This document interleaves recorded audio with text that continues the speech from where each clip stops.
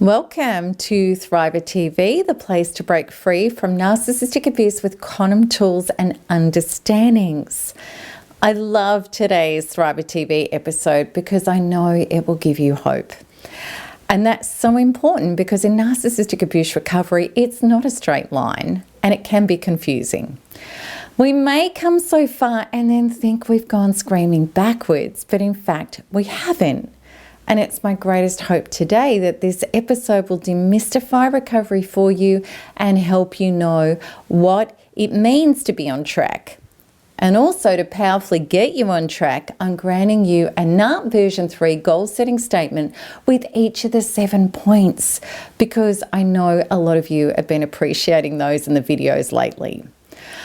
All right, before we get started, thank you everyone who's subscribed to my channel and for supporting the Thriver mission. And if you haven't yet subscribed, I want to remind you to please do. And if you like this video, please make sure you hit the like button. All right, let's dive in. Number 1 is everything. You come home to being in your body. Such a big part of abuse symptoms is disassociation. And the truth is, if we didn't have a parent modeling for us how to process our troubled emotions through to calm and safety, our unhealed emotions become trapped trauma within. And as trauma builds, it may be impossible to withstand the painful feelings inside. So as a coping strategy from a young age, we may have learned how to check out and not be in our bodies. Absolutely, as adults, when we experience the emotional assaults of narcissistic abuse that we haven't processed through to completion and healing yet, the levels of inner trauma are so great that we become disassociative. We may be so checked out that we feel numb and spaced out, and we possibly can't even feel our extremities and our body parts.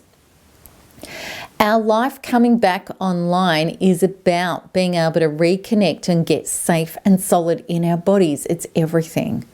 And the more we start releasing trauma when we turn inwards to self-partner, the more we can bring in source to where the trauma once was. And we start navigating then our life from our truths and our values inside us, rather than handing our power away to others. After being disassociative, if you're doing the essential inner work to release your trauma and heal, you will start feeling like yourself again. You'll become aware of body parts and emotions and feelings inside of you. And a large part of our essential healing is being more able to be with our feelings and name them and navigate our life from there. NARP helps you do this powerfully, creating a safe way to reconnect inside, release trauma, and heal yourself from the inside out. To get back into our bodies, even though at first it seems highly uncomfortable, means that our life starts to reflect the glory and the success in life of others partnering us, just as we are now doing for ourselves. It's got to start ourselves. Then it comes from others in life powerfully as well. And we discover after a time just how comforting, empowering and loving it feels, as well as completely natural to be with ourselves and self-partnered in our own body. The NARP goal-setting statement is, I return into my body, release my trauma, and nestle into my values and truths. So that's an awesome goal to get to a 10 out of 10 on, and release all your trauma to that so that you start living it. Number 2 is having self-compassion and healthy self-talk. One of our greatest realizations after narcissistic abuse is that the outer critical condemning person was often mirroring our own internal critic. How we were never good enough, hadn't done enough, and couldn't live up to our own conditional, impossible standards. Recovery from narcissistic abuse is a profound journey to realize that self-criticism, self-rejection, and self-abandonment is no way to heal, get better, and do better. When we start to become conscious of being our own lover and supporter, we start to gather wholeness, courage, and capacity to change from the inside out. This is a huge turnaround from the shame and blame we continually inflicted on ourselves, which contributed to us accepting bad treatment from other people because it mirrored the way we used to treat ourselves. It's so true. We accept the level of love at the level we love and accept ourselves. The NARP goal-setting statement is, I now support and speak to myself lovingly. It's my love that my inner being seeks the most. That's a beautiful one to shift yourself into being aligned with. Number 3, you accept and settle into the healing process. We can carry all sorts of inner beliefs about not being lovable or worthy of love or anything good until we are perfect. And it's a ridiculous and false premise that has been a part of ingrained human conditioning that in no way serves us. When you start loving and accepting yourself, flaws, wounds, and all, you will discover something very powerful. Your healing is much easier because you no longer have conditions on it. When we have accepted that we're all wounded and imperfectly perfect and take responsibility for healing our wounds and releasing ourselves into happier, healthier, higher trajectories of living to benefit ourselves and the all, this changes everything about our healing. Then you can check in with yourself about what to do to love and hold yourself in times of need. You can work with NARP healing modules and self-care practices rather than trying to push and force yourself into shape. By supporting ourselves with unconditional love and being in the joyous process of eternal evolution, we get to experience the right support, information, miracles, and synchronicities, as well as unconditional love from others in our life. We realize the process of evolving ourselves and self-love right now is the key, not the destination of being healed, in inverted commas. The NARP goal-setting statement for this is, I accept that I am in an eternal process of evolution with no requirement. I simply get healthier, happier, and more whole and serve others and life in higher ways. Now, I know it's a long goal, but it really covers everything. And if you can shift yourself to be aligned with that, that's beyond powerful. Number 4, you start to love your own company and peace and tranquility. Abusive situations are full of highs, lows, and drama. We may not realize that we are or were carrying all sorts of crises consciousness patterns, traumas, keeping us unconsciously stuck in situations where we needed to fight battles and put out fires. Because of our unhealed inner trauma, drama allowed us to self-avoid because we didn't know how to be alone with our unresolved feelings, beliefs, and inner traumas. However, when you purposely turn inwards to self-partner and meet your emotions, to release trauma and bring in the light to heal, you will start to adore peace, calm, and tranquility. This is when you will start to see the joy and value in the small things, nature, and life itself. No longer will you have the stomach for issues, turmoil, and drama. The NARP goal-setting statement for this one is, I settle into the richness of peace and stillness from where all opportunity is born. Number 5, you feel great and then a massive trigger goes off inside you. And I really wanted to include this one because it can be so deceiving. When a trigger goes off inside us, many people think that they've gone backwards in their recovery. This isn't true. These triggers can happen often in narcissistic abuse recovery, such as in the time of breaking no contact. And this has happened to many of us after days, weeks, months, or years. There could be, of course, other triggers rather than breaking no contact that go off for you, such as when the ex-narcissistic partner gets a new partner, or your kids get involved with a new step parent, or the narcissist takes you to court, or you see their car on the road, or whatever. The list is endless. Or maybe it's a feeling, a trigger that gets set off within you for no logical reason. And please know this is totally on cue for your recovery. What it means is that now, after reaching a certain level of your evolution and healing, the next big wound that is ready to go has appeared for you to unpack it. And this happens so that you can go up even higher and freer into your true self and your true life.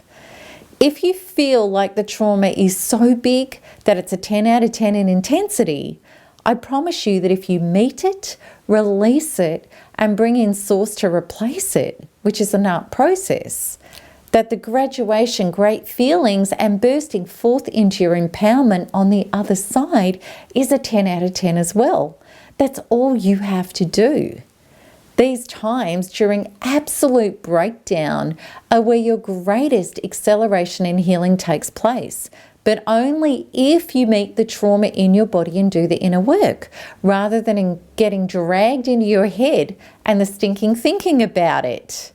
These are golden breakdown, breakthrough times of huge power and healing. So the NARP goal setting statement to get you comfortable with this is, by meeting trauma as it arises, I burst free into the higher trajectories of my soul's dreams.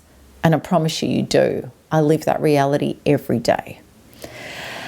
Number 6, you drop the need to attach to a false identity. Before narcissistic abuse, most of us were inner identified with labels and achievements. We may have believed we were only as good as the security we had, what we achieved, what our last paycheck was, how we looked. The list goes on and on and on. After we are narcissistically abused, very often the things that our previous identity used to be reliant on are wiped out. Many of us have had so much stripped from us, including our security, resources, and health. And this means that we're left with only one thing to turn towards and value: our soul. From here, you make the transition into living free from conditions, achievements, and outcomes in order to be whole. When our identity is no longer reliant on what we have or become and is completely reliant on the state of our inner being without props, this changes everything. Because we finally go about the healing of our shattered feelings instead of trying to get something from the outside to try to fix them. Once we achieve this, which NARP powerfully does, then the being and getting becomes effortless because it's an expression of who we are already being. We also no longer do the clinging to people and things because we know that everything other than the worth and wholeness of our own soul is transient. This is the true personal freedom that many of us never glimpsed, let alone experienced, until going through Thriver Recovery from Narcissistic Abuse, which is what my program's all about. The NARP goal setting statement for this one is, by valuing and healing my soul, I know who I am and create more of myself with freedom and joy. The last one, number 7, you have made, and it leads on from number 6, you have made yourself your greatest mission.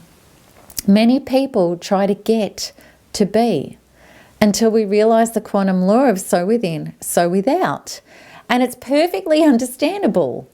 We simply didn't realize that life is about becoming an integrated, functional whole being, and that once we realize this, our life mission will unfold. What we are seeking to be and do is seeking us just as much, but we have fractures and false beliefs and traumas in our way that are not allowing their source to flow through us as us, which is our higher consciousness. It's our super consciousness that we all have access to without our traumas. We may also have the mistaken belief that what Source God creation, this higher power, wants us to do is not what we want to do. And this is completely a false premise, because this higher benevolent force is you. And once aligned with it, you will be flourished and nourished beyond your wildest dreams. You will be living the only life that was truly going to gratify you, the life you were born to live, if you only get yourself out of the way, which means your false beliefs and your traumas and your limitations. I don't know of any force more powerful for you to align with your true self and true life of gifts and aspirations than narcissistic abuse recovery, as myself and countless thrivers in this community have done. Virtually all of us before recovery were trying to find our missions out there in life, not realizing that they were inside us ready to flow out once our traumas were out of the way. Our soul urge, coupled with all of creation, is too big not to happen once you clear your trauma and fill with the light that is you and is your mission. So truly, the healing of your soul is your biggest and most important job, and all else comes from that. It truly does. So the NARP goal setting statement is, by assigning me as my greatest mission, my true mission outflows from me effortlessly. Okay, I so hope that this video has helped. And if you want to get started aligning with these truths to boost and actualize your recovery beyond your wildest dreams, then I'd love to help you, because that's what I do. So please partner with me in the Thrive Away by clicking the link at the top right of this video. And if you want to see more of my videos, please subscribe so that you'll be notified as soon as each new one is released. And if you liked this, click like. Also, please share with your communities so that we can help people awaken to these powerful quantum truths. And as always, I'm greatly looking forward to answering your comments and your questions below. So until the next one, keep smiling, keep healing, and keep thriving, because there is nothing else to do. Lots of love. Bye-bye.